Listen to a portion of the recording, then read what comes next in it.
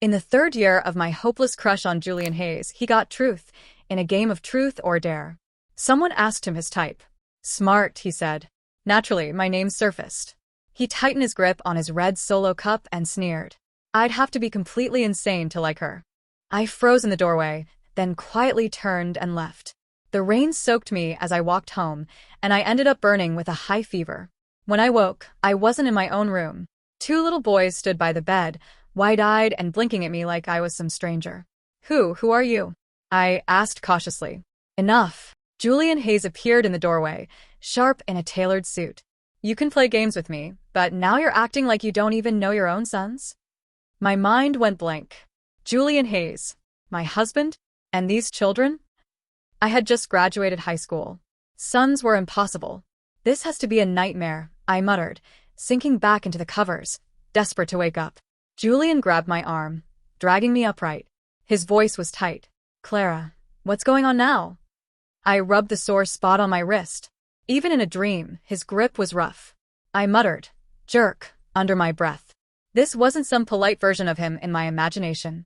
Hesitating, I poked his face. Warm. Real. My gaze landed on a framed wedding photo above the dresser. Us, smiling in happiness, I didn't remember. I snatched the phone from the nightstand to check the date. 8 years had passed overnight. And somehow I was married to Julian Hayes. Packing again? His voice was sharp. 2 large suitcases stood by the door, ready to go. My stomach twisted. I didn't do this, I muttered. Julian's tone softened, wary now. Stop for 1 second. I tugged his sleeve. If I said I'm from 8 years ago, would you believe me? Clara, enough, he snapped, anger flashing in his eyes. I pouted. Fine. Don't believe me. No need to yell. His phone rang, breaking the tension. He shot me a glare, answered, then returned with a set of keys. Something at the office came up, he said. I have to go. Do whatever you want, pretend you hate me, act like you've forgotten me, but the boys, they can't handle being ignored. I wasn't sure if the boys would be devastated, but I knew I would be if I didn't figure out a way back. Nothing I tried worked. From beneath the dining table, I heard rustling. 2 round little faces peeked up, shy and uncertain. Playing hide-and-seek? I asked weakly, trying to sound casual. One of them scrambled out and stood in my path, fidgeting. Is Mommy going to leave us again? He whispered. The word hit me like a punch. Kneeling, I covered his mouth gently. Call me Clara, I whispered. The boy's confusion melted into tears. But you are Mommy, he wailed, burying his face in my shirt. I patted his back, murmuring soothingly. Okay, fine. You can call me whatever you like. He sniffled, red-faced, small shoulders shuddering. And Mommy can't leave, he said. All right, I agreed, giving in for now. He pointed to his cheek. A kiss, he whispered. He looked so much like Julian. I closed my eyes and pecked his cheek. Instantly, his face lit up. Mommy, kiss me. Mommy's not leaving. Another tug on my shirt reminded me of his twin. Stoic and serious, the second boy grabbed my finger and tugged. I knelt and kissed his cheek too. He paused, then smiled faintly. Hugging me, he whispered, Love, Mommy, before dashing away. Honestly, these 2 were far easier to adore than their father. I almost wanted to run off with them and leave Julian behind. After a frustrating afternoon of failed attempts to return to my own time, I went outside for fresh air. Dressed in casual clothes, I froze when I saw the boys on the sofa, pajamas on, each holding a storybook as if waiting for someone. I realized I didn't know their names. The one on the left is Caleb and the right is Cody, the nanny whispered, passing by. Caleb has autism. Cody, he's different from most kids. Cody, Caleb, want me to read tonight? I asked, lifting the books. Cody said Daddy always comes home to read us a story, no matter how busy he is, the nanny added quietly. The boys' heads drooped with disappointment. Julian was late. I clenched my fists, then softened. Taking a deep breath, I returned to them. Kneeling down, I stroked their hair. How about I read to you tonight? The boys' drooping heads snapped up, eyes wide and sparkling like tiny stars. Excitedly, they clambered into bed, tugged the covers up, and shut their eyes obediently. They demanded story after story. I felt my eyelids drooping with every turn of the page. Words blurred, my brain began to falter, and before I could finish narrating some absurd tale about the big bad wolf and the 3 pigs attending college together, I succumbed to sleep. A warm, familiar presence roused me. Half asleep, I rolled over instinctively, burying my face in a comforting warmth, and immediately caught a whiff of a scent I knew all too well. Blinking, I realized I was looking up at Julian. His hand pressed to the small of my back, radiating heat through my shirt. I yelped and scrambled away. Who said you could hold me? He no longer wore his jacket, only a dress shirt with sleeves rolled to his forearms, a couple of buttons undone. Tired, yes, but more mature, sharper than the boy I remembered. So who else? He sneered, eyes narrowing. Leo? Memories of that party came rushing back. Leo, flushed and nervous, confessing his feelings while everyone watched, and my embarrassed nod agreeing to a date. In Julian's eyes, that had been confirmation of my preference. Grabbing my chin, his gaze darkened. Don't forget who you are. I slapped his hand away, laughter cold on my lips. Who I am? Did I ever have a choice here? Julian, I never wronged you. So, why did you marry me if you hate me so much? Daddy. Cody appeared, rubbing his sleepy eyes. Are you and Mommy fighting? In an instant, Julian's arm wrapped around me, his expression softening into doting husband mode. Of course not, he said smoothly. Mommy and Daddy always get along. Mommy just had a practice debate for work. Cody tilted his head, unconvinced. Liar. If you got along, why does Mommy always try to run away? Julian's hand tightened on my waist. She's just playing hide and seek, like you guys. Right, honey? I looked away, but my eyes caught Caleb, who was biting his fingers, brow furrowed. He was teetering on the edge of an episode. I forced a smile. Yes, your dad is right. Caleb relaxed, slowly unclenching. Cody, still skeptical, added, Michael's parents always kiss. You guys never do. Unless Mommy kisses Daddy. Trapped, I nudged Julian. Say something helpful. Reluctantly, he leaned down and pressed a soft kiss to my cheek. Straightening, he addressed his son. There. Now back to bed. Don't bother your mom. She's shy. Even after the boys returned to their room, I felt dazed. I helped, Julian said calmly. Say something helpful, I scolded. Not do something helpful. Same result, he shrugged. Furious, I smacked his arm. Shameless. You took advantage. He grabbed my hand, grip firm as steel. Am I wrong? Let go. Our eyes locked. Can you say more? He murmured, voice soft, almost a challenge. Yell. Hit. Anything. Blinking, I stepped back. Are you insane? Taken aback, I wrenched free and dashed to my room.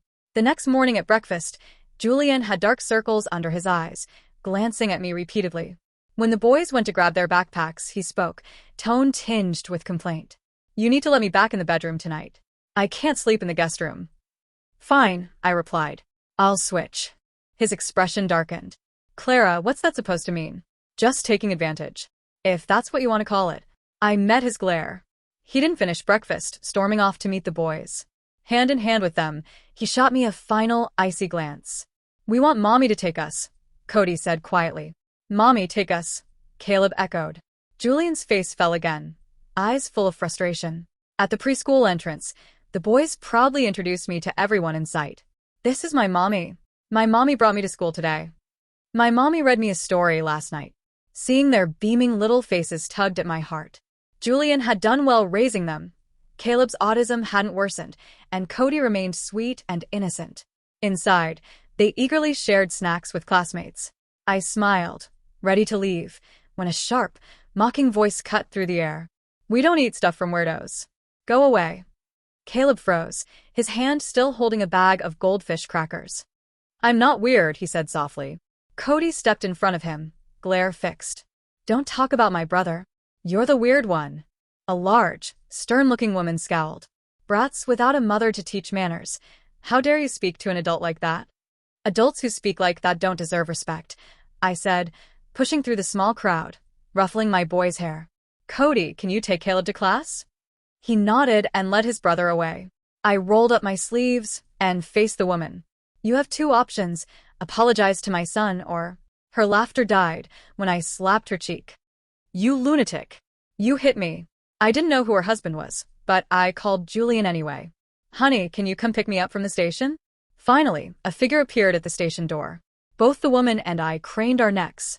A portly man carrying a briefcase approached, immediately berating his wife about damages and misbehavior. His tone faltered as he noticed her bruised face. How did you lose this time? His eyes then fell on me, taking in my calm composure. Shock turned to anger, but the moment he spotted Julian behind me, his demeanor flipped. He bowed awkwardly. Mr. Hayes. What a coincidence. Julian gave him a brief, icy look, signed some papers, then gestured toward me. I'm picking up my wife, the one you just told to wait. The air went cold. The man's face drained of color. I linked my arm through Julian's and played the damsel in distress role. If you'd been later, they would have buried me in money, I quipped. Julian's piercing gaze watched the man, who flailed helplessly. A misunderstanding, he stammered. Julian's expression remained grim. My lawyers will handle it. Don't bother coming to the next Hayes court bidding conference. With that, he took my hand and led me out. In the car, Julian teased with a half smile. Did Mrs. Hayes use her secret moves today? I looked down, feeling guilty. Thanks, but next time, just send your assistant. No need to risk yourself. He laughed, but there was no humor. Planning a next time, huh? I bit my lip. He leaned closer, voice serious. You said you wanted to thank me. How? Before I could respond, his intense gaze made the car feel stifling. I quickly looked away. For family harmony, I had the bedroom lock removed. Is that pushing my luck? Julian, you're insane, I hissed. He leaned closer. I can push further. Want to see? No. He closed the distance, cupping my head and kissing me, silencing me completely. This is how you can thank me, he murmured against my lips. At the charity gala, the 2 scratches on Julian's neck drew attention. I nibbled a pastry, distracted. Seeing him laugh with his childhood friend Amelia, playful taps on his chest, memories from 8 years ago came flooding back. I remembered that night. After feigning acceptance of Leo's confession, I'd gone to the bathroom. Julian, drunk, had grabbed me in a corner and kissed me roughly. I slapped him, and he'd muttered, "Sorry, wrong person." A friend of Amelia's whispered that Julian had married me to make Amelia jealous. Apparently, Julian and Amelia had been engaged as children. When she left the country 5 years ago, he approached my adoptive father with a business alliance through marriage. I had been the easy choice, adopted with no status. On a rooftop, I gazed at traffic below, feeling lost. Clara? Leo's voice startled me.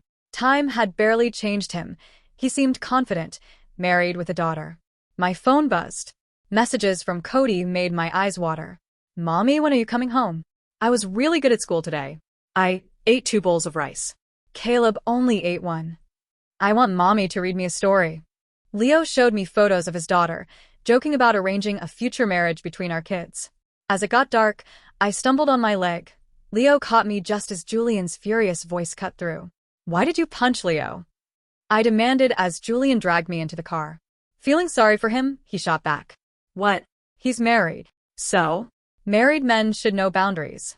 Doesn't he deserve a punch? That's a double standard, I said, staring out the window, bitter. He went silent. I didn't press. Passing a fortune-teller stall, a blind old man claimed he could send me back 8 years for $10,000. Caleb and Cody, holding candy apples, overheard. They clung to me, crying, "Mommy can't leave." I gave up on the idea. Then, an anonymous email arrived. Photos of Julian and Amelia embracing, captioned, "Get out of what's not yours." I couldn't fight a losing battle. I promised the boys I'd return, then went back to the fortune teller, booking an appointment exactly 1 month later. Later, building blocks with the boys, Julian leaned against the doorway, watching. I kissed the boys and asked them to play while I spoke to him. In his study, I placed divorce papers on his desk. Already divorcing me? Leo's back in town and you couldn't wait. Julian frowned. I handed him a pen. Sign it. He silently tore the papers to pieces. Divorce? In your dreams, he growled. I turned to leave, but the sound of shattering glass froze me. Clara, how can you be so cruel? He roared. Heartless. I opened my mouth, but no words came. 10 days remained. While shopping for gifts for the boys, I ran into a familiar face from high school. We decided to have lunch, but Cody had become unusually clingy lately, calling me almost every hour. As I stepped outside to take his call, I collided with a large, menacing man who grabbed my arm. Well, if it isn't the little adopted girl, he sneered. I don't know you. Let go, I said, tugging at his grip. He laughed harshly. Don't recognize me? Your father was about to marry you off to me when his business was failing. You really didn't know? Shock froze me. What are you talking about? Am I the one confused? He mocked. Ask your dad. The deal was done. If Julian Hayes hadn't interfered, you would have been mine. He leaned in, his breath rank. Before he could reach me, a familiar figure appeared, and the man went flying to the ground. The man's words chilled me. Without Julian stepping in, my life would have been a nightmare. A fleeting sense of gratitude flickered in me, though briefly. Back at home, Julian locked himself in the study. I knocked, holding a first aid kit. No response. Peeking inside, I saw his eyes red. He had suffered more than I realized. I pushed the door open. He looked at me, expression unreadable. Does it hurt? I asked cautiously. Weren't you divorcing me? Why do you care? He replied coldly. As I tended his wounds, he grabbed my wrist. First a slap, now kindness? Who do you think I am? I'm not being nice, I said gently. I'd help anyone hurt because of me. Clara. His face darkened. Get out. I left without hesitation. He followed, exasperated. When I tell you to leave and you actually do, when did you become obedient? No, I said, walking past him. Julian buried himself in work after that night. I counted down the days. Only 2 remained. Caleb and Cody argued over a piggy bank. It's mine. Daddy gave it to me. No, it's Daddy's secret treasure. Before I could intervene, the piggy bank smashed, scattering folded notes. Cody burst into tears. Caleb froze, picking at the shards. It's okay, don't worry. I soothed, hugging them and leading them to their room. When I returned, the nanny had neatly piled the notes on the coffee table. One fluttered to the floor. I picked it up. 3rd day sitting next to Clara. Still in love with her. Trembling, I unfolded more notes. Clara smiled at Leo again. Not okay. I told 10 jokes, she ignored them all. I love watching her nap at her desk. Planning our anniversary already. Clara seems sad today. I feel it too. I'm hopeless unless she becomes mine. Tears blurred my vision. I remembered the vase I'd thrown on our wedding night, and every harsh word I'd spoken hoping he'd let me go. Mommy, I'm sorry for touching Daddy's things, Cody said, had bowed. Can we buy a new one? With my allowance? I want to fix it. Daddy loves that piggy bank. Every time you leave, or when you fight, I see him holding it late at night. I swallowed my emotions and ruffled his hair. Of course. He climbed onto my lap, whispering, I know another secret of Daddy's. Just for me. He led me to the study, pointing to a faint outline of a hidden door. Before I could react, he pushed it open.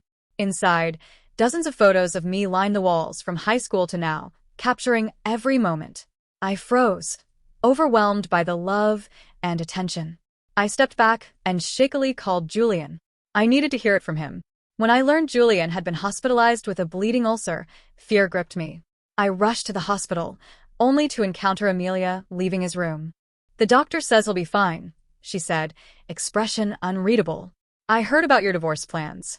Is it because of that email? I remained silent. The photos were fake, she admitted.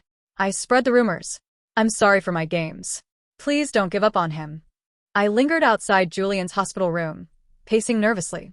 When I finally decided to leave, I startled. He was standing right behind me, his face pale. You were just going to walk away if I didn't come out? He asked, voice low.